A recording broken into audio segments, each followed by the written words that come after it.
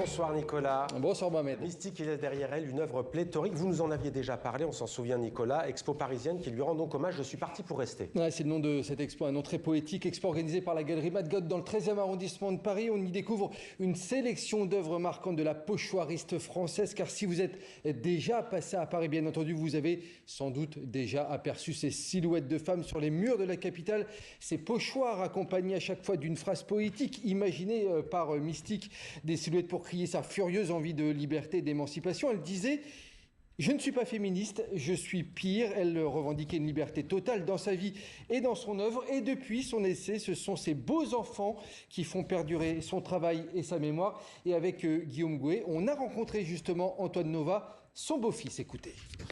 Ce qui est hyper touchant, c'est que tout ce qu'elle a fait, c'est comme si elle ne l'avait pas conceptualisé.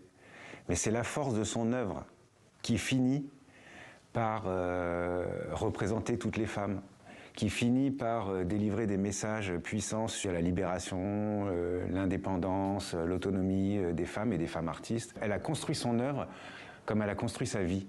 Donc il n'y avait pas de plan, il n'y avait pas de stratégie. C'est les difficultés auxquelles elle a dû faire face dans la vie, c'est son parcours, son rapport aux femmes, aux hommes, au milieu de l'art. C'est sa démarche intellectuelle qui a fini par rendre son œuvre populaire et très large. Et Mohamed, parmi toutes les œuvres de cette exposition, j'ai demandé à Antoine Nova quelle était sa préférée. Il n'a pas hésité très longtemps, regardez.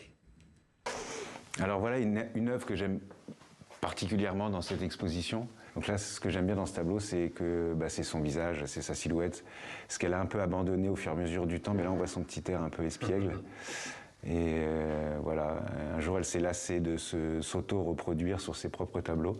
Et là, elle reproduit un peu les fonds sur lesquels elle aimait mettre ses pochoirs dans la rue, c'est-à-dire les images un peu, les fonds lacérés, un peu comme ce que faisait Jacques Villéglet. On retrouve la rue, quoi, en fait, c'est-à-dire les papiers déchirés.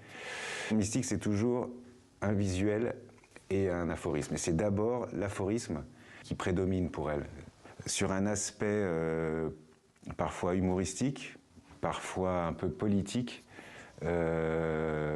parfois sensuel, se cache un message plus profond que chaque personne peut déchiffrer à sa manière. Voilà, j'aime beaucoup ce tableau. Et nous aussi, on aime beaucoup ce tableau. Alors, Mystique, son lieu d'expression, c'était la rue, bien entendu, mais tout prenait naissance dans son atelier parisien, son antre, là où elle passait des nuits entières à créer. Et c'est l'un de mes coups de cœur de l'expo, puisqu'on peut y découvrir son atelier original et donc explorer son univers et bien entendu découvrir quelques petits secrets. Elle s'installait là, elle avait sa table comme ça, et ses pinceaux, elle avait ses masques pour bomber, parce qu'elle s'est empoisonnée avec ça, ses cendriers, parce qu'elle fumait énormément, des tas de papiers roulés, déchirés, qu'elle récupérait un peu à droite à gauche pour faire ses fonds, justement, de papier lacéré.